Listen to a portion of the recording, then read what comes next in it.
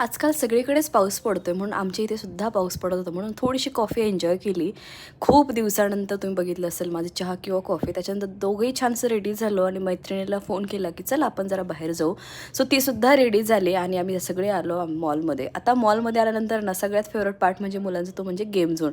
तर तिथे ना फ्रीमध्ये सुद्धा काही गेम्स आहेत जे की मुलांना खेळता येत नाही पण त्यांना एवढं समजत नाही म्हणून त्या सेक्शनमध्ये मोस्टली घेऊन जाते.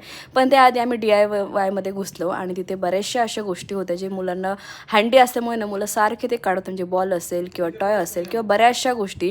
त्याच्यानंतर ते सगळं एक्सप्लोअर केल्यानंतर आम्ही आलो गेम झोनमध्ये. आता ह्या गेम झोनमध्ये ना जेव्हा मी स्टार्टिंगला आले होते तेव्हा काही इतके नव्हते पण आता इतकं नवीन नवीन त्यांनी आणून ठेवलं आहे. ते बघून जरा बरं वाटलं. म्हटलं चला कधीतरी आपण पण एक्सप्लोअर करू. पण त्याची स्टार्टिंग कॉस्ट आहे 1000 म्हणजे तुम्हाला 1000 तिकीट हे घ्यावंच लागतं.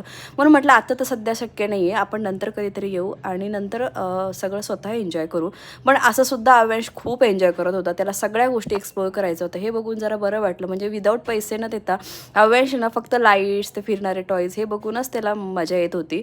त्याच्यानंतर आमचं सगळं गेम झोनमध्ये खेळून झालं म्हणून मग संध्याकाळी घरी आले. घरी आल्यानंतर मला जायचं तर वॉकवरनं आली आणि मला रिलायन्समध्ये जर काही गोष्टी घ्यायच्या ते घेतल्या आणि घरी आले. आणि त्याच्यानंतर माझं आणि पप्पांचं ॲज युज्युअल डिनरमध्ये डिस्कशन चाललं आहे. सो चलो ब्लॉग इथे एंड करते आहे. भेटू एका छानशा ब्लॉगमध्ये.